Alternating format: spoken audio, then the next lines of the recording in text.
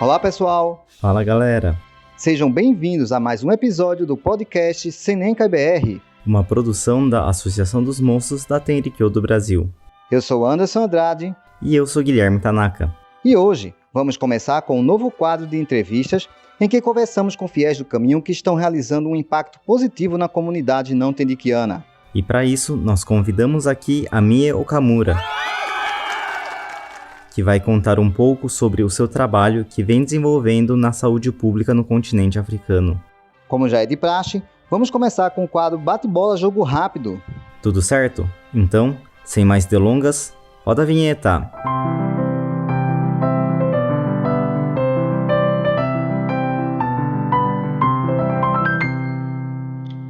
Então vamos para o Bate-Bola Jogo Rápido. A primeira pergunta: qual o seu país preferido? Moçambique, porque foi onde comecei, foi a minha primeira experiência de trabalho internacional e eu acho que isso marca muito, né, na vida da gente. Pensando na minha vida profissional, eu acho que Moçambique marcou muito, porque você vai para uma realidade completamente diferente que você não conhece. Então, eu acho que isso me faz dar essa preferência, e também porque eu morei 8 anos lá. Muito bacana. E qual é a cidade que você mais gostou de visitar? Qual a cidade que eu gostei mais de visitar? Lisboa. O que você mais gostou lá? A comida.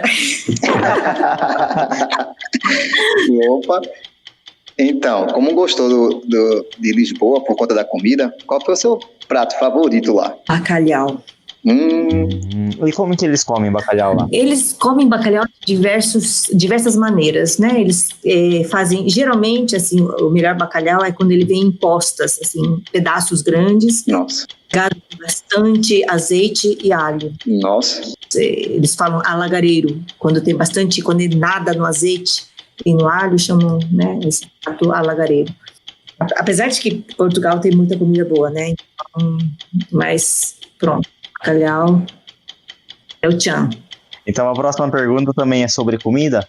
Qual o prato que você faz questão de comer quando você volta para o Brasil? Eu adoro comida árabe. Quando eu vou para Londrina, eu sempre levo meu pai assim, no médico, e tem um lugarzinho que a gente sempre vai, né, que é o Kiberama, e que tem a comida árabe. E aí é um lugarzinho assim, que a gente vai, eu adoro assim, comida árabe. Minha lembrança vai para aquele lugar, e também porque é um lugar que eu vou com meu pai, né? Então, tem essas ligações. Então, vamos lá. Quinta pergunta: qual o ensinamento da Tenrikyo que você leva consigo diariamente? As 8 poeiras. E qual o ensinamento da Tenrikyo que você tem mais dificuldade de praticar? Olha, eu acordar cedo. Eu acordo, mas é com muita dificuldade. Acordar cedo, ser honesto e trabalhador, né? Então, os outros 2 eu consigo, mas o acordar cedo vai, assim, um pouco contra o meu relógio biológico, porque eu sou uma pessoa noturna. Então, eu posso trabalhar de noite, tipo, eu vou até 1, 2 da manhã, eu consigo trabalhar. Mas, por exemplo, fala para eu acordar cedo, tipo 4, 5 da manhã, 6 da manhã, minha cabeça não funciona. Então, eu tenho essa dificuldade. O acordar cedo, para mim, é uma dificuldade. Eu acho que muita gente tem dificuldade, né? Acordo. Eu acordo, mas... Então vamos lá. Defina a Tenrikyo em uma palavra ou expressão. Sinceridade. Muito bom. Então esse foi o nosso quadro Bate-Bola Jogo Rápido.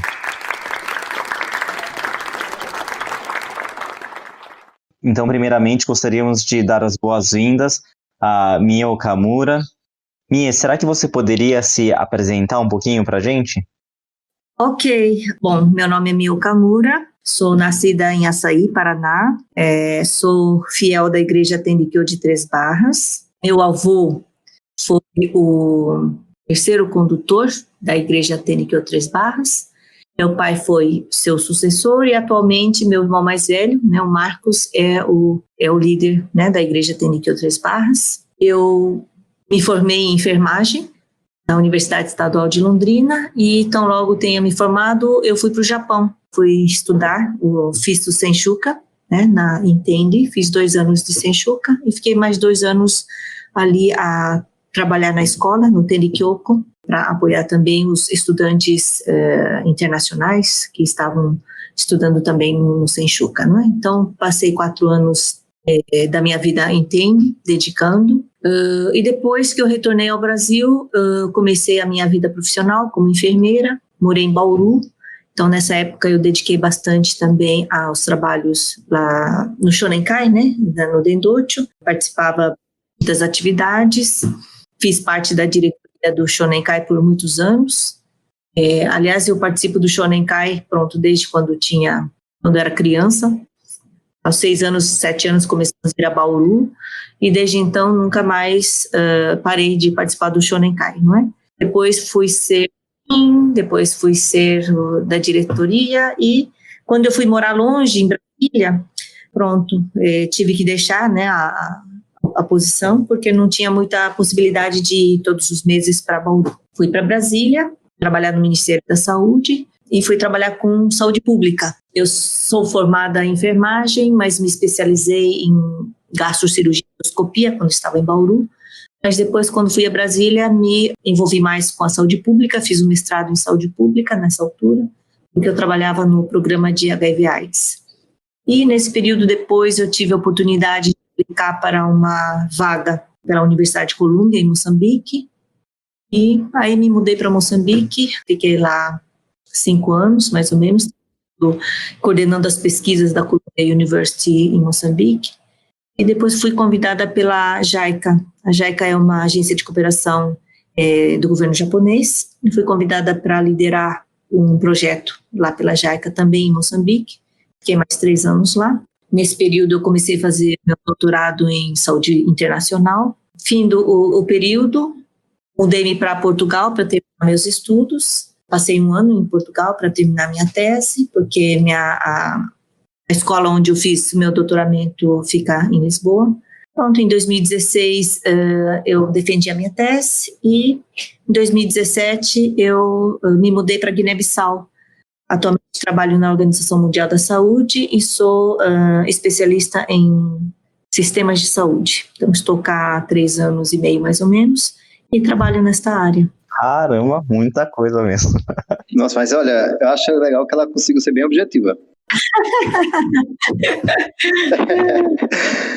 Bem, Mia, realmente dentro da sua apresentação você falou que foi por Senshuka, né? Para você, qual foi essa motivação? A minha motivação é porque, eu fui criada nesse ambiente, né, da igreja, assim, desde criança, mesmo quando nós não morávamos ainda na igreja, morávamos na cidade, a igreja fica um pouco afastada, né, assim, mais num sítio, assim, mas todo o primeiro domingo nós íamos à igreja, não é? Mas nós já frequentávamos a igreja desde crianças, e isso vai fazendo parte da sua vida, né? Depois você participa do Shonenkai, participa das atividades, formação de líderes, e aí você vai tomando aquilo como assim um caminho natural para a sua vida, né? A vida religiosa, ela faz parte da sua vida do cotidiano, né? Você vai na escola, você participa das atividades da escola e você participa da atividade da igreja. Então eu achava que era muito natural, porque meu irmão já tinha ido, né, estudar no Japão, foi fazer o Senshuka. Então eu fiz o Koshu, fiz o Shuyoka, e pensei que o próximo passo, depois do meu irmão, seria a minha vez de ir também fazer esse curso, né, de aprimoramento, e foi isso que aconteceu. Também era a minha vez de ir para continuar meu aprendizado. Foi isso que me motivou a fazer o Senshuka, né? E quando me foi falado, né, pelo Chotsu-san, que, né, se eu queria ir fazer e tal, eu aceitei e fui. Para mim foi assim um caminho natural para chegar lá, né? Excelente. E você já falava japonês quando você foi para lá? Sim. O japonês é a segunda língua para mim, né? Porque eu cresci em Açaí. Açaí é uma colônia japonesa, né? É uma cidade que ela nasceu assim da colonização japonesa. Então tem muita tradição. Meus avós, nós morávamos junto com os avós, né? Os avós morávamos na mesma casa. Minha mãe achou que era muito importante nós aprendermos o japonês para poder comunicar com os avós. E a cidade de Açaí é embora seja uma cidade pequena, ela é muito voltada para a comunidade japonesa, ela tinha 11 escolas de japonês, cidade de 20 mil habitantes. Nós tínhamos uma escola, por exemplo, um grupo escolar, né, um primário, um secundário apenas, mas tínhamos 11 escolas de japonês. Então, natural, todo mundo ia na escola japonesa. Então eu comecei assim no primeiro ano da escola brasileira, eu ia num período, no outro período eu ia na escola japonesa e fiz 9 anos de ensino fundamental japonês. Então, a escola era muito boa, ela era muito completa, então eu aprendi, assim, meu ensino básico japonês foi muito bem fundamentado. Tanto que quando eu fui para o Japão, eu não tive muita dificuldade, né? Claro, tudo muito, é mais difícil, é complicado, mas eu tive uma base sólida, então conseguia procurar as palavras no dicionário, não é? Então, com essa base, me permitiu integrar melhor também, me inserir melhor na escola, né? Acompanhar melhor também os ensinamentos, era tudo em japonês, tudo com kanji, que era mais complicado, e perguntava muito, né? Não é muito costume do japonês ficar fazendo perguntas, e aquilo às vezes acho que incomodava um pouco o professor, porque os japoneses não perguntam, eles só ouvem, e eu perguntava toda hora aquilo que eu não percebia. Então aquilo quebrava um pouco a dinâmica da sala de aula, porque toda hora eu levantava a mão, porque eu não percebia as coisas, eu sentava na frente porque eu já não enxergava direito, então eu tinha que entender melhor as letras, e então eu questionava muito, né, porque era muito longe da nossa cultura e daquilo que a gente aprendeu do japonês, e daquilo que a gente aprende, né, quando está lá, é tudo muito diferente, porque tem toda a questão ligada à religião, o conteúdo religioso, que para nós também é novo, porque a gente só aprende uma pequena parcela, mas tem todo um contexto da cultura japonesa e da tradição japonesa, que se mistura um pouco, né, com a questão religiosa. Então, tudo eu questionava. Mas eu tive essa facilidade por conta de ter tido essa oportunidade de estudar japonês na infância. Muito bom. Uhum. E você falou que foi um processo muito natural para você, porque você já nasceu e cresceu dentro da religião, muito próximo da igreja. E com relação à sua percepção da Tenrikyo, como era ela antes do Senshuka e durante e depois? Assim, como você via o ensinamento e se houve alguma mudança quando você foi para o Senshuka?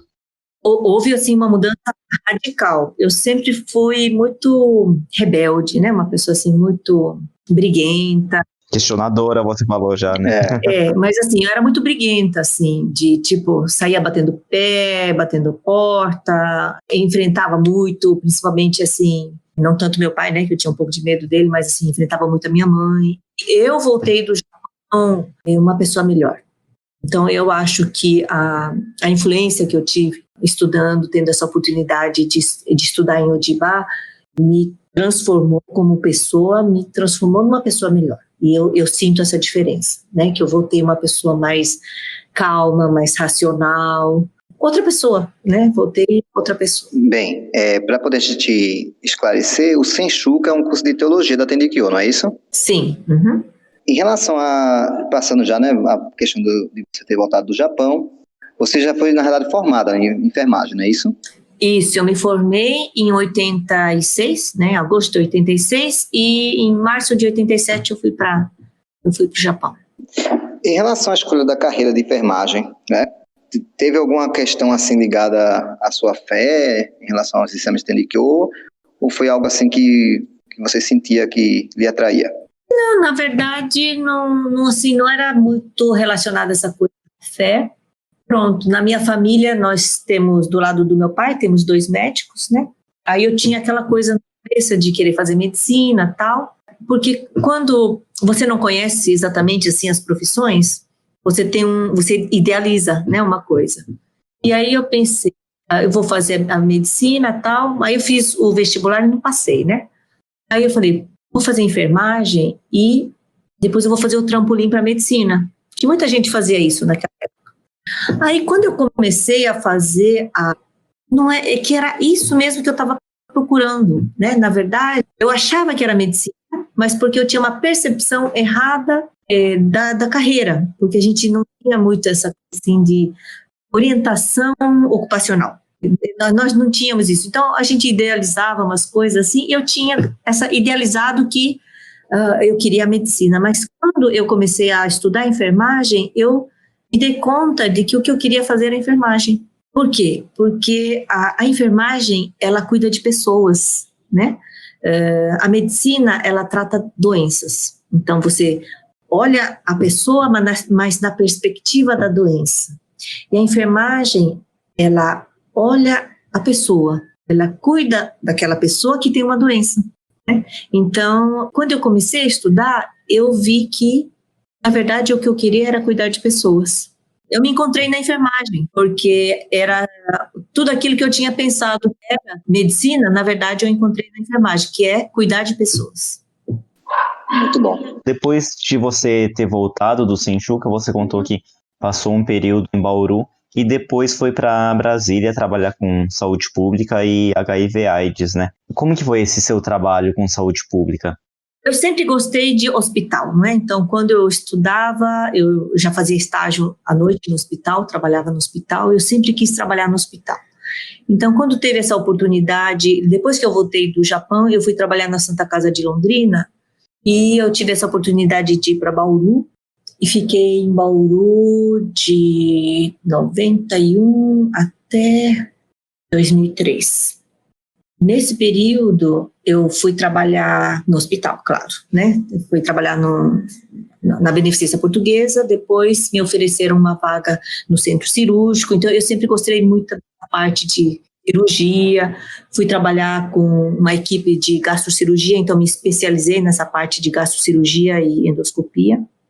E pronto, você vai trabalhando, eu gostava muito daquilo que eu fazia, e tive uma amiga que se mudou para Brasília, e ela falou assim, Mia, nós estamos precisando de uma pessoa aqui no Ministério com seu perfil, para trabalhar aqui no programa de AIDS. Eu falei, trabalhei com AIDS. Não, mas nós precisamos de alguém, como eu trabalhava com cirurgia, então eu tinha muito conhecimento nessa parte de controle de infecção, esses cuidados com materiais, esterilização, essas coisas, e eles precisavam de uma pessoa técnica para trabalhar também nessa área de exposição ocupacional. Então eu falei, pronto, fiz uma viagem para conversar lá com eles e tal. O chefe da seção, na altura, gostou, não é? E me chamou para fazer parte do grupo. Pronto, acabei ficando lá 4 anos, né? Comecei saúde pública assim do zero, porque como eu sempre trabalhei no nível terciário, saúde pública é quem está no nível primário de atenção. Mas Brasília não é nem o nível primário, é nível de quem faz políticas de saúde, né? Foi uma coisa assim, muito rica para mim, porque eu saí do setor terciário especializado e privado para a saúde pública, né, no nível do Ministério da Saúde. Então, eu tive essa oportunidade de conhecer o sistema de saúde, como que ele funciona, e pronto, comecei ali como técnica, né, e no final de 4 anos, eu cheguei a ser adjunta dessa unidade, né, era uma unidade de cuidado e tratamento do HIV/AIDS. E nesses 4 anos, tive a oportunidade de conhecer os programas dos diversos estados, dos grandes municípios, porque a gente trabalhava muito em parceria com os estados e municípios, não é? Então, foi assim, muito, muito enriquecedor. E esse trabalho na saúde pública também abre um pouco o nosso horizonte, né? Porque quando você trabalha nessa área do HIV/AIDS, ele trabalha com um público diferenciado, que eu digo, é um público muito variado, né? Nós trabalhamos com os estados, trabalhamos com municípios, trabalhamos com universidades, não é? Que são os parceiros que nos apoiam no estabelecimento das políticas, das estratégias. Então, trabalhamos com cientistas, mas também trabalhamos com a sociedade civil. Então, como é um programa de HIV/AIDS, é uma doença que atinge os grupos que são mais vulneráveis, né? Mais notadamente, profissionais do sexo, homens que fazem sexo com homem, a comunidade GLBT, não é? Usuários de drogas. Então, toda essa população mais vulnerável eram parceiros nossos também do Ministério. E quando você começa a ter contato com essa população, o teu horizonte abre de uma forma, assim, completamente diferente, né? A forma como você lida com esses assuntos, a forma como você enxerga, né, essas pessoas, a forma como você lida com elas, porque são populações que você não tem muito contato fora, né, desse meio. Então, para mim, isso tudo foi muito novo e muito, como é que a gente fala, esclarecedor, assim, de abrir a cabeça, de abrir a mente, né? Então, para mim foi assim um período muito, muito importante, né, da minha vida, porque eu tive essa oportunidade de ter contato com diferentes grupos, né, de pessoas e aprender muito com eles, né, aprender a ótica, né, desses grupos, dessas pessoas, assim, como é que eles veem as outras pessoas, como é que eles veem os fazedores de política, como é que eles veem o Ministério da Saúde, né? Nós tínhamos que apoiá-los a fazer críticas de nós mesmos, porque a sociedade civil está lá realmente para isso, para poder olhar e tocar o dedo na ferida, falar, olha, aqui vocês estão errados, vocês têm que fazer assim, e mediante esse feedback da sociedade civil é que nós também alinhávamos as nossas estratégias, né? Porque se não tem essa voz que vem da sociedade civil, não tem porque nós estarmos lá, porque nós servimos a eles, e eles representam a comunidade, eles representam a sociedade, né? Representam a população. Essa experiência em Brasília, para mim, foi realmente muito, muito enriquecedora. E não só, porque também eu tive a oportunidade de viajar para os diversos estados e ver os diferentes Brasis que existem dentro do Brasil, né? Porque a gente que mora na região sul, né, sudeste, nós somos muito privilegiados, né? Porque quando a gente viaja e vai, por exemplo, para o Nordeste, né? Você que mora no Nordeste e vai mais para o sertão do Norte, quando vai para o interior do Amazonas, quando vai lá para as fronteiras, né? Onde você só consegue chegar de barco 8 dias depois que você sai da capital. Então, você vai vendo uma realidade do Brasil que as pessoas não têm conhecimento, vendo que realmente a gente precisa trabalhar muito, né? Para que as nossas ações cheguem aonde deve chegar, né? Por exemplo, quando tem locais lá no Amazonas que quando o rio está baixo, na época da seca, você leva 30 dias de barco para chegar, né? Então, são coisas que você não imagina quando você mora no Paraná e que você pega um carro e 1 hora, 2 horas de tempo você percorre 200 quilômetros, 300 quilômetros, né? Esses 300 quilômetros você leva 7 dias para chegar. Então, são temporalidades diferentes que você aprende, né, que eu aprendi quando tive essa oportunidade de trabalhar em Brasília. Então, para mim, foi muito rico. Poxa, Mir, você falando assim, né, para quem não sabe, eu também trabalho nessa área de HIV/AIDS, já tem 17 anos, sabe? E uma das coisas que eu acho que mais abriram, assim, no meu espírito, trabalhar com isso, você citou aí, essa coisa da gente ter contato com pessoas que muitas vezes, aos olhos da sociedade, né, existe um olhar um pouco crítico, né, e a gente acaba se colocando no lugar dessas pessoas e nas situações que ocorrem, né, na sociedade, acho que a gente começa a exercitar até mais o ensinamento quando a gente começa a ter esse contato aprofundado. Bem, você também falou que atualmente, né, está desenvolvendo trabalho já pela OMS. Isso, eu trabalho na Organização Mundial da Saúde desde 2017, apliquei para uma posição, né, aqui dentro de uma das agências do Sistema das Nações Unidas, passei exatamente aqui na Guiné-Bissau. Eu já tinha aplicado para vários outros países, né, tinha aplicado até para Brasília, para o Uruguai, para a Colômbia, também para os Estados Unidos, mas pronto, me calhou a Guiné-Bissau. Vim trabalhar aqui, e aqui eu trabalho com sistemas de saúde, né? Quando falo em sistemas de saúde, o sistema de saúde é Então, para um relógio funcionar, você tem que ter tudo muito bem engrenado, né? Você tem que ter todas aquelas pecinhas trabalhando para o ponteiro mover. E o sistema de saúde é isso, né? Então, dentro daquilo que nós chamamos de sistema de saúde, nós temos 6 pilares. Então, o primeiro pilar é a governação. Governação é capacidade de tomadas de decisão, de liderança, né, que os países têm que ter. Então, governação é o primeiro pilar. O segundo é recursos humanos da saúde. Se nós não temos recursos humanos, a máquina não funciona, né? Não adianta ter um hospital se não tem profissionais ali. Outro pilar é a informação em saúde. Se a gente não tem informação, também nós não conseguimos fazer nenhum tipo de planejamento, não conseguimos estabelecer nenhuma meta, nenhuma ação, se não tivermos a informação. Nós também temos a parte do financiamento. Temos que ter recursos, tem que ter dinheiro para aquilo fazer funcionar. Então, financiamento em saúde é outro, né? Outro pilar são as tecnologias de saúde e medicamentos, né? Então, quando a gente fala em tecnologias, é tudo materiais, equipamentos, né? Medicamentos, vacinas, tudo isso são tecnologias de saúde, né? Para que possamos atender a população. E depois, a parte de rede de serviços, né? Então, nós temos que ter a parte da entrega dos serviços, né? Que é o service delivery, que a gente chama.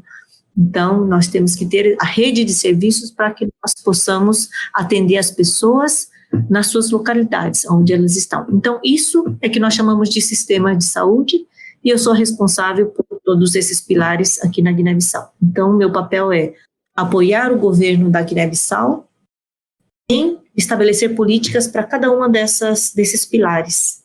O que não é fácil, porque eu sou sozinha para tudo isso, né? Em alguns outros países tem pessoas cada pessoa para cuidar de cada um desses pilares, mas pronto, como aqui o país é pequeno, então nós temos que dar conta de todo esse leque, né, de opções, e nós apoiamos, nós somos uma agência técnica, não somos uma agência financiadora, então é o meu conhecimento técnico que vai ajudar, né, o governo aqui, o Ministério da Saúde, a, por exemplo, mobilizar recursos para fazer alguma atividade, para desenvolver alguma política, desenvolver alguma estratégia. Então, é o meu cérebro que vai entrar, né, assim como contrapartida, né, da minha organização, para poder ajudar o país a desenvolver estratégias, né. Então, quando eu falo em saúde,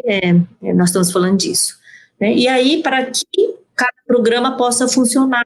Então, tem um programa de imunização, tem o programa de saúde reprodutiva, tem o programa de HIV/AIDS, o programa de malária, tuberculose, de doenças crônicas transmissíveis, tudo isso, cada um desses programas, ele só funciona se o sistema como um todo funcionar, né?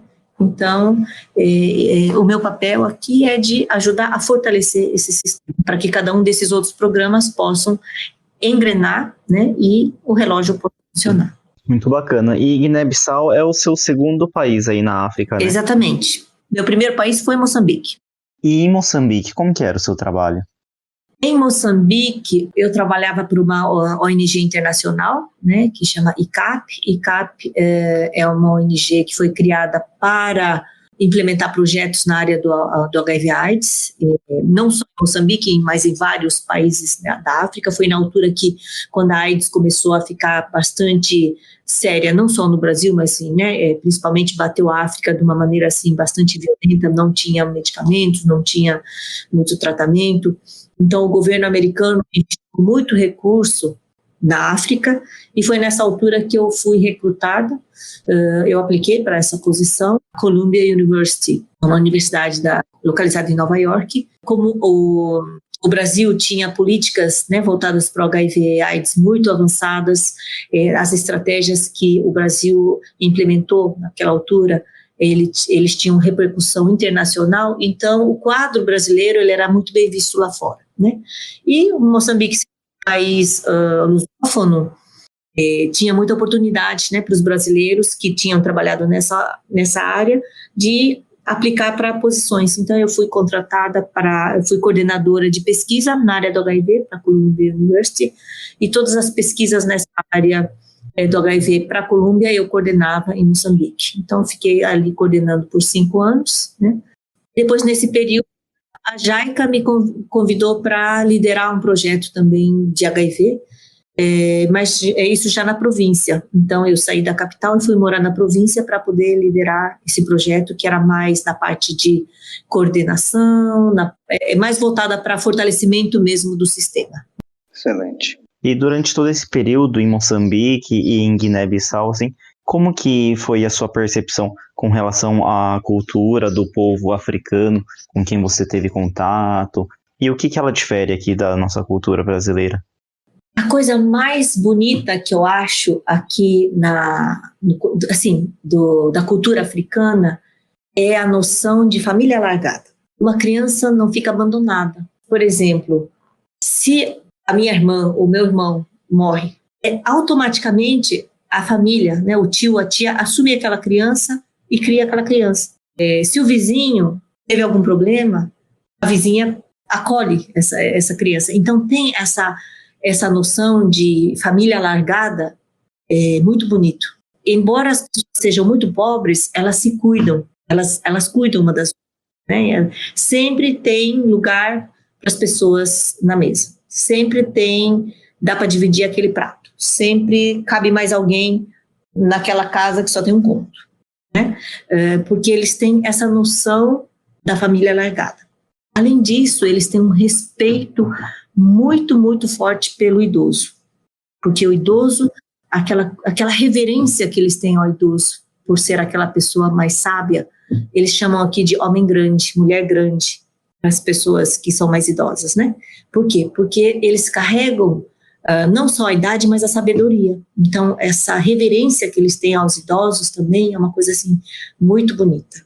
Então, eu acho que o que mais me marcou, assim, em termos de diferença de cultura, foi essa noção de família alargada e também essa reverência, essa importância que eles dão também aos mais velhos. Então, isso eu acho assim, muito bonito aqui esse modo de viver do africano. Excelente. Muito, muito interessante mesmo. Bem, a gente percebeu, né, que você participou de vários grupos, né, tanto de estudo, também coordenando vários projetos. E a gente sabe que relação humana, né, o relacionamento humano sempre é problema quando existem grupos, né? Acredito que nem sempre são fáceis, na realidade, lidar com um grande número de pessoas, né, com um nível de conhecimento. Nessa sua experiência, o que você poderia nos relatar? Como que você lidava com, por exemplo, com situações que existiam dificuldades com o relacionamento dentro de um grupo? Olha, essa é uma pergunta muito boa. Isso faz parte também das perguntas que a gente faz nas entrevistas. Hoje em dia, né, assim, não só as Nações Unidas, mas também as empresas fazem aquilo que é chamado entrevista baseada em competências, né? E uma das perguntas é essa, exatamente do relacionamento humano e do trabalho em equipe, né? Então, como é que você lida com essas situações? E você sabe que quando a gente trabalha nesse contexto mais internacional, essa é uma questão muito importante. E isso ficou muito mais claro quando eu entrei para as Nações Unidas, porque o primeiro dia de trabalho que a gente tem uma orientação, né? Isso chama Security Briefing, que é uma orientação de segurança. Então, fala sobre o país, fala sobre onde pode ir, onde não pode, onde é mais perigoso, né? Mas dentro desse briefing traz exatamente essa questão das diferenças, né?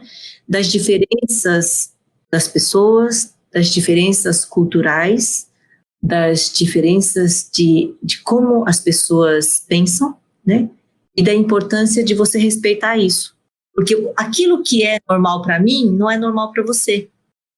Aquilo que é óbvio para você pode não ser para mim. Aquilo que é ofensivo para mim pode não ser para você. Então, saber reconhecer isso é um grande passo para você poder lidar essa questão que você colocou, né? De você se colocar no lugar do outro e tentar entender isso, né? E para isso precisa de escuta, que é um exercício muito difícil, né? Você tem que ter escuta, você tem que primeiro ouvir a pessoa para poder entender essa pessoa. E ter escuta é um exercício muito complicado, porque geralmente a gente desliga esse botão, né? A gente tem assim, a tendência de querer falar primeiro e sem dar muita chance para o outro falar. E é isso que acaba dando muito problema de relacionamento, porque um quer prevalecer, assim, um quer que a sua palavra prevaleça em cima do outro, né? Por quê? Pela falta da escuta. Então, esse é um exercício, assim, que eu tenho feito todos os dias, porque não é fácil, né? Porque a gente tem essa tendência de querer sempre falar e de ter a última palavra. E dentro desse período, agora que eu estou, né, 3 anos e tal, eu tive muitas oportunidades, a organização me dá muitas oportunidades, e uma delas foi de fazer uma formação que eu fiz no ano passado, de liderança. E uma das coisas mais importantes que eles, assim, enfatizam é exatamente essa parte chamada escuta ativa, né? Que não é só escutar, porque às vezes tem gente que escuta que entra de um ouvido e sai pelo outro, né?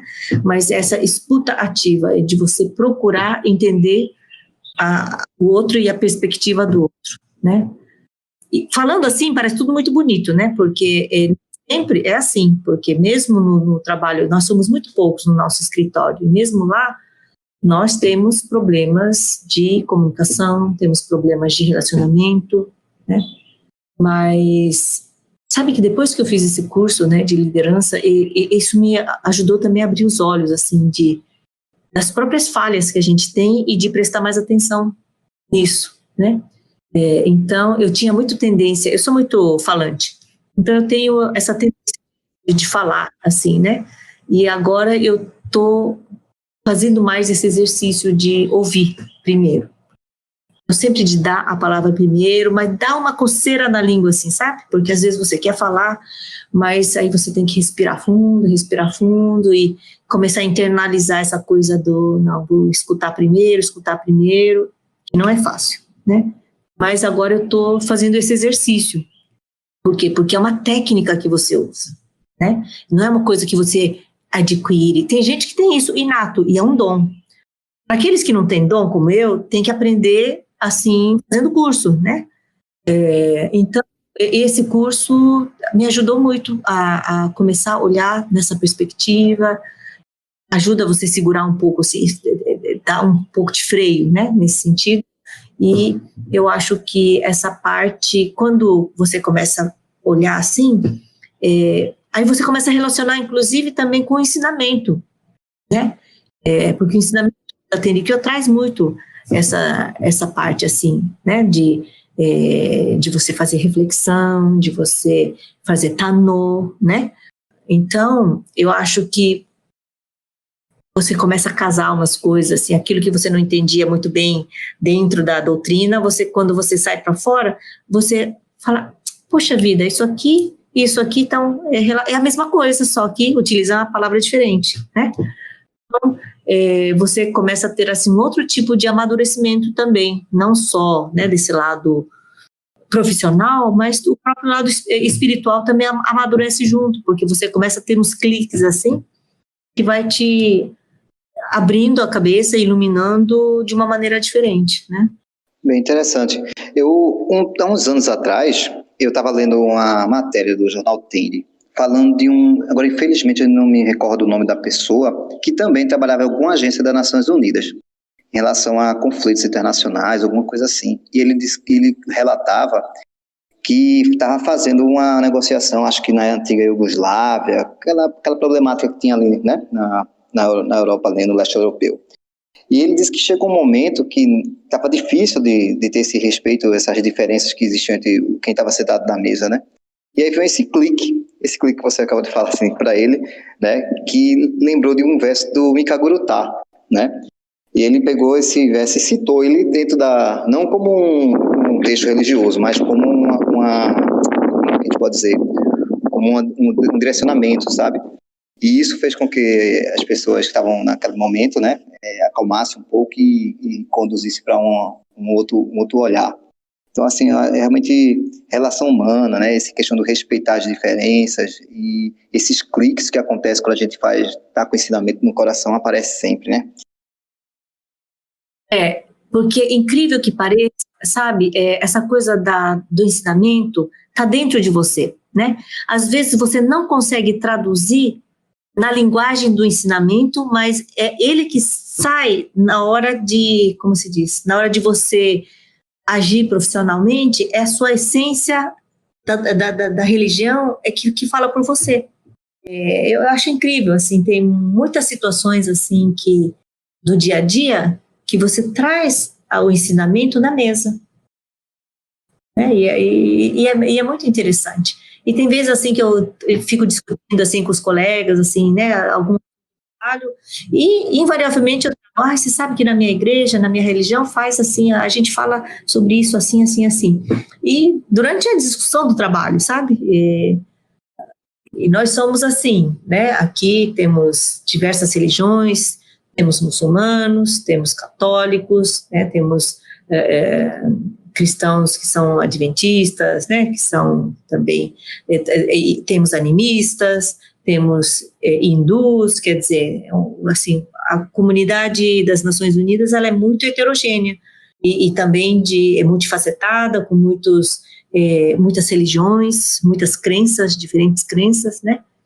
E aí que está a coisa, que não tem nenhum que está certo, nenhum que está errado, cada um traz a sua realidade e aí a gente tem que respeitar essa realidade, né? E eu acho que essa que é a base da melhoria do relacionamento humano, né? É quando você consegue respeitar o outro sem impor a tua verdade, né? Pode você até não concordar com ela, mas você tem que respeitar. E aí inicia a base do bom entendimento, quando, mesmo que você não aceite, né, para si, mas você respeita como sendo a verdade do outro, como a realidade do outro, né? Muito interessante. Verdade. Eu acho que até vira fragrância, né? Uhum, com certeza. É a sinceridade, né? E toca nas pessoas. E uma das coisas, sabe, que fica muito assim na minha cabeça, assim, não lembro mais quem foi o mestre que falou isso, mas que foi falado muito assim quando eu estava no Senchuca, e mesmo quando fez o Shuyoka, né, assim, dentro do ensinamento, não me perguntem o que é a Tendikyo, olhem para mim. Né? Então, eu acho que o que a gente faz, os nossos atos, a maneira de nós agirmos e fazermos as coisas, tem que refletir aquilo que é a nossa fé, né? Então, eu não preciso ficar falando de boca. Se as pessoas olharem para mim, conseguirem enxergar que eu sou uma pessoa boa, que eu sou uma pessoa que dá para confiar, que eu sou uma pessoa que faz aquilo que promete, né? Então, é aquilo que a fé nos ensina. Então, eu não preciso falar para as pessoas que a Tendikyo é isso, isso, isso, aquilo. Simplesmente olhem para mim, né? Então, eu trago isso muito eu tento utilizar isso, ser uma boa pessoa e agir conforme os preceitos da nossa fé, para que as pessoas olhem para mim como uma pessoa diferente por essas características, né? Uma pessoa que vale a pena por causa dessas características, mas são as características que a fé põe na mesa para mim, né? Eu não fico sabatinando as pessoas, né? Até o meu noivo, ele fala assim, você não fala muito da sua religião, né? É engraçado, porque ele fala mais. Ele chega na família dele, chega nos amigos. Você conhece a religião dela? Olha, a religião dela é até menor do que a minha. Você sabia que na religião dela tem uma senhora, é uma senhora que fundou a religião, ela chama Miki Nakayama. Ele faz o Nyoigaki, sabe? Fala ele estuda, né? E porque assim, eu não fico falando muito, mas aí ele vai atrás, fica curioso, né? Aí a gente faz as coisas aqui em casa, e aí ele fica curioso, vai atrás, e ele faz o Nyoigaki no meu lugar, assim, sabe? Eu acho muito interessante. Legal. Que legal. Muito bacana. E você falando da prática da fé no seu dia a dia, acredito que durante toda essa sua vida de trabalho, você deve ter tido muitos desafios, né? E qual foi, assim, o maior desafio que você teve, que você sentiu que o ensinamento, ele te trouxe algo de bom para conseguir ultrapassar esse desafio? Uau! Desafios, nós temos, assim, muitos, né? Porque, assim, quando você está na África, é assim, uma coisa assim, parece que você conhece, mas você não conhece, né? E você está sentado, na verdade, assim, num barril de pólvora, a gente fala. Porque você nunca sabe quando é que as coisas vão despoletar. E eu acho que o fato de a gente professar, né, a Tennikyo, de ter, assim, eu tenho o meu altar em casa, né, eu decidi, mesmo, né, assim, eu sou solteira, mas desde quando eu mudei para Brasília, eu sentia essa falta de ter um altar em casa, eu pedi permissão para o meu Kaitio-san, e ele veio instalar um altar na minha casa. Então, o fato de ter um altar em casa, né, você sente essa segurança, né, de que você tá bem, você tá segura, então eu tenho, apesar de as coisas que acontecem aqui na África, eu não tenho medo, não tenho insegurança, não tenho, né, porque eu me sinto protegida, né? Por exemplo, eu moro agora num país, para vocês terem uma ideia, um país que desde a independência em 1975 até hoje, né, 2020, ano passado foi a primeira vez que um presidente da República, ele chegou a termo, né? Ele terminou o termo dele. Por quê? Nós tivemos muitos golpes de Estado, golpe militar, tivemos guerra civil, teve presidente que não terminou o termo porque foi morto, vários, né, que foram mortos. Desde que eu estou aqui, em 2017, nós tivemos até hoje 5 primeiros-ministros, né? Eu trabalhei com 4 ministros da saúde. Então, para vocês verem que, no prazo de 3 anos e meio, eu trabalhei com 4 ministros da saúde. Então, é um país muito instável, politicamente instável, né? Você não sabe o que vai acontecer, né? Por exemplo, ano passado tivemos as eleições, o presidente não queria sair. Ele foi esticando, e aí teve as eleições, teve problema com as urnas, e aquele que parece que teve o maior número de votos se autoproclamou presidente e tomou a presidência, ele sozinho se empossou com os militares, né? Então, quem vê de fora, qualquer pessoa teria ido embora, né? Mas, pronto, assim, tinha dia que, pronto, a gente não podia entrar no ministério porque todos os ministérios estavam tomados pelos militares, né? Então, você morando num país instável, dá muita insegurança. Mas eu vou trabalhar todo dia, saio, vou pra rua, né? Não tenho medo, assim, de que eu vou levar um tiro, assim, né? Porque também não é para tanto assim. Mas é um país complexo em termos políticos, né? Porque não tem essa estabilidade. O governo que foi empossado no começo do ano não era legítimo, a gente não podia negociar com eles, só agora em agosto é que foi reconhecido, né? Então é uma sucessão assim de governos ilegítimos e a coisa não anda. Então as pessoas estão desmotivadas, os profissionais estão desmotivados, tem muita corrupção e além disso esse é um país considerado um narco-estado, né? Por quê? Porque passa muita droga por aqui. Então, é um país muito pobre, com muitos problemas, né? Mas o fato de... então, quando você pergunta qual foi o maior desafio, pronto, a gente tem tantos desafios, né, ao longo dos... Né, quando eu estava em Moçambique também, lá tinha muitos desafios, porque lá tinha mais violência do que aqui, né? As pessoas andavam armadas, como aqui andam também, mas assim, lá você ouve tiros, né? Aqui já...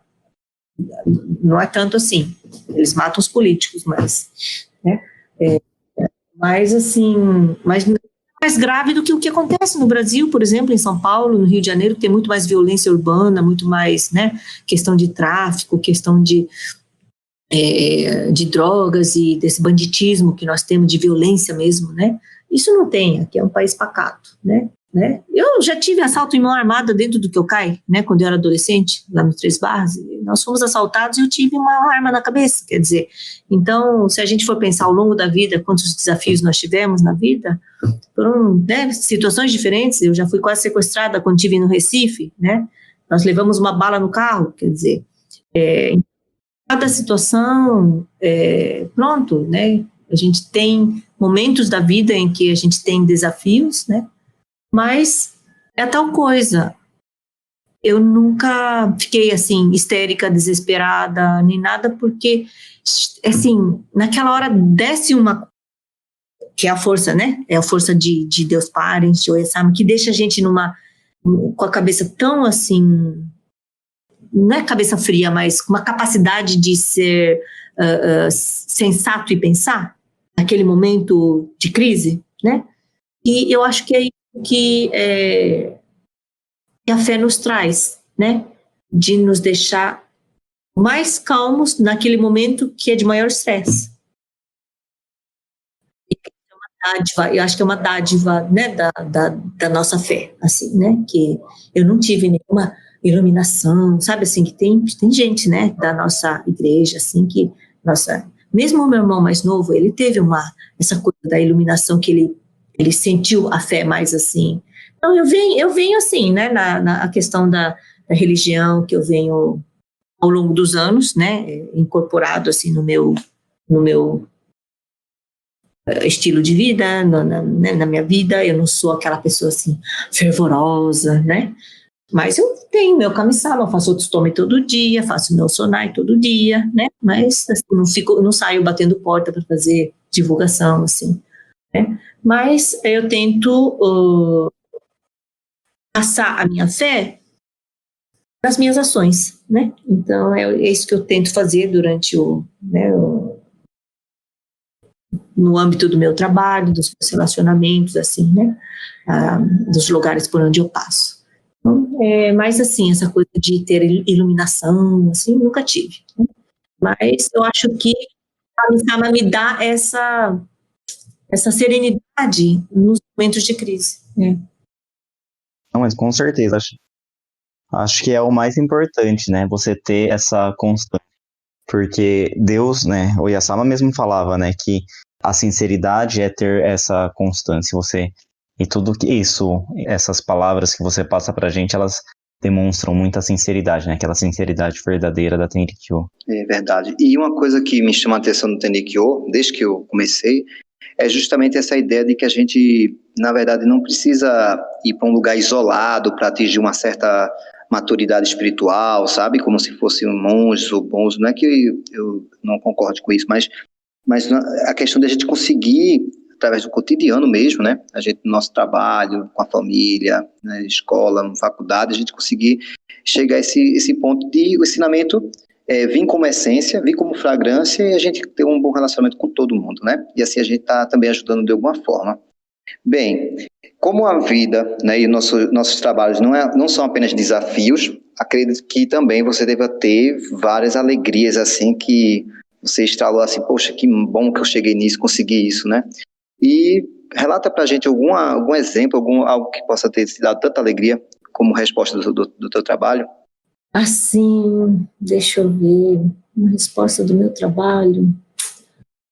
Você sabe que aqui as pessoas são muito desmotivadas, né? Porque o governo não paga o salário, é tudo atrasado. Por exemplo, a pessoa vai pro... Sabe que tem gente que aqui trabalha 20 anos e nunca recebeu salário e continua trabalhando. Então tem pessoas assim. E também por trás disso, às vezes, eles têm cobranças ilegais, né? Porque a pessoa tem que sobreviver também, né? E, então, assim, de uma maneira geral, as pessoas são muito desmotivadas. E aqui, quando você dá oportunidades, as pessoas, às vezes, captam essa oportunidade, né? Por exemplo, no Brasil, quando você quer fazer um curso, você tem que pedir, pelo amor de Deus, para o seu chefe te liberar um dia para você ir fazer o seu curso. Aí você vai, paga do seu dinheiro, e porque você quer aprender. Aqui nós organizamos os cursos, trazemos as pessoas, se as pessoas têm que vir do interior, paga-se per diem para a pessoa poder se deslocar. mesmo aqui para poder dar um reembolso do transporte, mesmo assim as pessoas não vêm, porque eles acham que é obrigação, que a gente tem que pagar para eles virem fazer o curso. Então, tem um pouco de, assim, a gente tem um pouco desse desapontamento, né, porque as pessoas não estão ali pelo conhecimento, de ter o conhecimento, aquele conhecimento, mas por causa daquele dinheirinho que eles vão ganhar. Então, isso para mim era um pouco frustrante no trabalho, não só para mim, mas com meus colegas e outros, né? Por quê? Porque a vida é tão miserável e porque o governo não paga o salário como deve ser.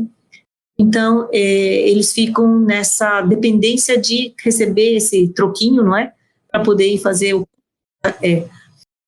Quando a gente vai também para um alto nível, por exemplo, os diretores, né, que a OMS faz muitas reuniões regionais, que a gente tem que levar os diretores para discutir as políticas, para depois eles trazerem aqui para o país e implementar. Então, a ideia deles viajarem é para poder trazer essa informação e aplicar no país. Mas não é isso que acontece, eles querem viajar para poder receber também, né, esse per diem. Então, isso é frustrante. E no ano passado, ano passado, tinha uma formação, um assunto chamado Contas Nacionais de Saúde, que é saber quanto que você gasta com saúde, tanto no setor público, privado, o que as ONGs, o que os doadores colocam no país, o que se gasta. Então, tem uma metodologia, né, que nós implementamos. A OMS desenvolveu essa metodologia para os países poderem utilizar e os doadores olham para isso, né? Todos os parceiros, eles querem ver esses resultados para, a partir desses resultados, poderem apoiar melhor o país ou ver onde é que tem falha de financiamento, onde é que está sobrecarregado, tem muito dinheiro, sabe assim, ver onde é que se gasta mais e onde falta investir mais. E aí tinha essa reunião internacional. Eu queria que um determinado técnico fosse, porque é a pessoa que cuida do assunto. E eu fiz uma carta com critérios, olha, tem que ser um técnico responsável pela base de dados que faz isso, isso, isso. E na hora de vir o nome, veio o nome de quem? Do diretor. Mas eu não queria que o diretor fosse, porque o diretor não faz o trabalho, né? Eu queria que esse jovem fosse. Mas não dá, não sei o quê, não sei o quê. No fim, eu dei a minha vaga para ele. Falei, eu não vou. Melhor você ir, porque você que vai trabalhar nisso, né? Então, ele foi para essa reunião, voltou, todo isso, ele fez o relatório, e ele voltou assim, tão contente, tão agradecido, e ele dizia assim, Mi, eu também vou ser consultor um dia. Eu falei, Buba, antes de ser consultor, você vai ter que fazer o trabalho de casa. Primeiro você vai ter que mostrar o seu trabalho que você faz aqui, para depois você sair lá fora, dizer que você faz alguma coisa, né? Porque você não vai conseguir mostrar lá fora, você se vender como consultor, se você não fizer o trabalho de casa. Então você tem que primeiro fazer as coisas aqui na Guiné-Bissau. Poxa. Mas ele voltou assim, tão contente, que ele me trouxe um desses canequinhos assim de mug, sabe esses copos? Foi tão engraçado, ele pegou uma foto minha, imprimiu ali, colocou lá Contas Nacionais de Saúde, Guiné-Bissau, OMS, pôs meu nome ali, e trouxe de presente para mim, de agradecimento do curso que ele foi fazer. Nossa. Mas não tanto por causa do copo, sabe? Mas assim, a alegria dele de ter tido essa oportunidade de conhecimento, e depois disso, ele faz trocas com um consultor internacional, toda semana ele ainda troca e-mail, troca, assim, ele teve esse contato com o pessoal que está na sede, teve contato com esse consultor internacional que veio nos apoiar aqui, e realmente ele incorporou aquele trabalho para ele. Então, eu acho que são essas coisas, assim, né, que traz, assim, é gratificante, porque no meio, assim, de 100 pessoas, vai sempre aparecer um que realmente quer fazer a diferença. Tem um outro técnico também da direção de recursos humanos, às vezes ele me liga tipo no sábado, no domingo. Mi, eu te mandei uma ficha, assim, dá para você dar uma olhada, assim, no sábado, domingo à tarde, ele me liga, né, eu te mandei momento, você pode olhar para mim, olha, se 2 pessoas têm esse interesse, para mim já faz toda a diferença. Então, eu acho que esse é um país cheio de desafios, porque ninguém realmente quer fazer muita coisa. Mas quando aparece assim 1 ou 2 pessoas que querem fazer alguma coisa, quer fazer a diferença, aí são dessas pessoas que a gente quer apostar, né? Porque são jovens que vão ser os líderes no futuro, né? E são essas pessoas que a gente realmente tem que tipo, pagar para ver, sabe? Tô falando assim, quando vê essas situações assim, né, histórias como essa, a gente acende um chama da esperança, né? Sim, porque sabe quando você vê que ainda tem jeito, ainda dá para fazer alguma coisa, porque enquanto tiver, sabe, pessoas assim que não desistiram, né, então aí a gente também não pode desistir. Muito bacana. Mie, queria agradecer muito a sua presença, mas a gente já está chegando no final da nossa entrevista. E então, antes de a gente encerrar com a nossa entrevista, queria que você desse alguma sugestão para os nossos ouvintes de algum livro, filme. Acredito que você não esteja tendo tanto tempo para ficar em casa aí, que a sua realidade seja um pouco diferente da nossa, mas no nosso caso, né, a pandemia veio e o podcast, ele se iniciou por causa desse isolamento social, né? Então, se você tiver alguma dica de algum entretenimento ou algo mais educativo para os nossos ouvintes. Ok, eu também não leio muito, então eu não posso nem indicar livros, porque eu também não leio muito, desculpe. Mas coisa que as pessoas podem fazer e que e também tem me ajudado muito são aqueles exercícios. Você pode entrar no YouTube, eu tenho feito assim, yoga, né? Eu vou trabalhar, eu vou para o escritório, né? Porque apesar de que os outros escritórios não estão funcionando, mas a OMS nós trabalhamos com isso. Então eu trabalho todos os dias, vou para o escritório. Mas o que me ajuda, né, também, eu acho que ajudaria muitas pessoas e que não precisa pagar, tem vários vídeos, né, no YouTube de yoga, tem de pilates, tem grupos também que nós criamos. Eu participo de um grupo de pilates 2 vezes por semana, das minhas tias, né? Eu acho que isso ajuda muito para quem está dentro de casa, para manter um pouco essa movimentação, né, para ter uma vida mais saudável. Claro, tem lugares que a gente já pode sair, que pode caminhar, tal, mas quem tem medo de sair, dá para fazer esse tipo de atividade em casa, né? Que para manter o corpo se mexendo, trabalhando, né? Então a minha dica seria, não precisa gastar dinheiro extra, não precisa pagar nenhum aplicativo, né? Mas tem muitos cursos no YouTube interessantes, né? De alongamento, de pilates, de yoga, que as pessoas poderiam fazer para poder preencher o seu tempo, né? E essa coisa do distanciamento social, a gente usa muito esse termo, né? Mas, na verdade, o distanciamento é físico, né? A gente não precisa manter um distanciamento social, porque, por exemplo, desses podcasts, do Zoom, nós fazemos a aproximação social, né? O distanciamento é físico só, né? Ele não é social. Então, eu acho que as pessoas têm que, talvez, fazer uma leitura diferente, né? O distanciamento é físico. Você tem que estar distante fisicamente, mas você não necessariamente tem que estar distante socialmente, porque você pode socializar através, né, dessas diversas plataformas que hoje em dia existem, né? Eu fiz, no começo do ano, eu estive no Brasil, né, porque meu pai teve um acidente, minha mãe ficou doente e tal, então eu tive a oportunidade de ficar 3 meses lá com eles, no Kyokai. E eu fiz o aniversário da minha mãe, no Zoom.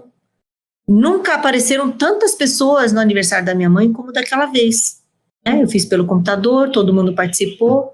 Então, isso é aproximação social, né? Não é distanciamento.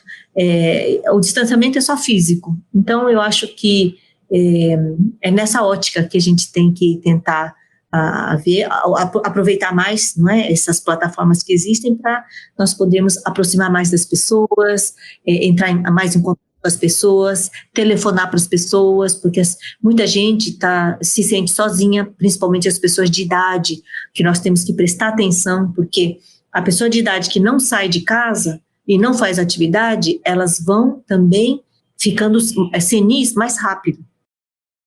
Então, nós temos que estimular essas pessoas. Então, por favor, quem tem tios mais velhos, tias, né, avós, os mesmos pais, né, que não estão podendo sair de casa, telefonem para eles. Façam uma chamada do WhatsApp, façam uma chamada do vídeo, né, que isso é importante, porque mesmo que não possa estar presente fisicamente, mas esse contato de ficar ligando é muito importante, para eles se sentirem que são importantes, para eles sentirem que são, né, que vale a pena viver, senão eles vão entregar, né? E o que não pode deixar acontecer é eles entregarem assim, muito fácil, né? Então, essa dica que eu deixo para os nossos ouvintes.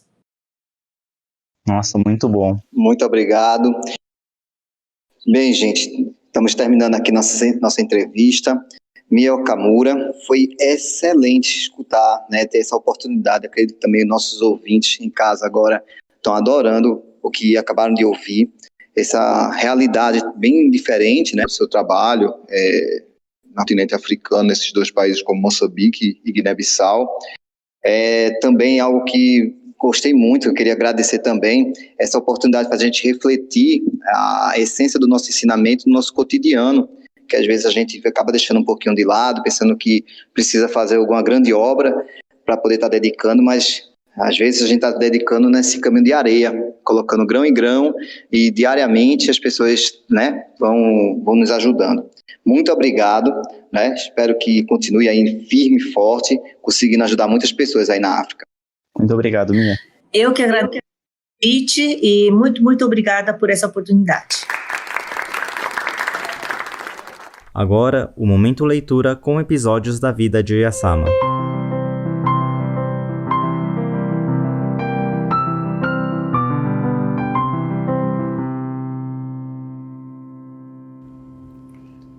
Lei da Natureza. Por volta de 1866 a 1867, Oyasama dizia frequentemente: "Este não é o caminho que pode ser trilhado com a mente humana. É o caminho que se forma pela lei da natureza."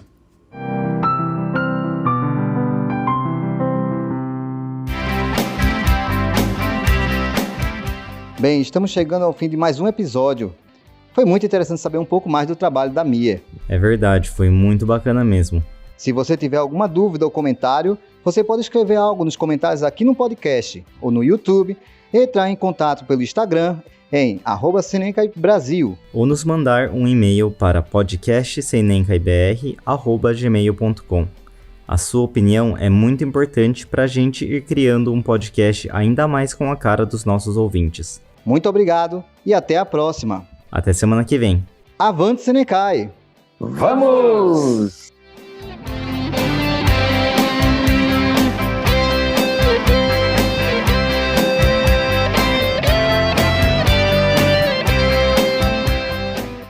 Bem, agora em off. Pode ser em off agora?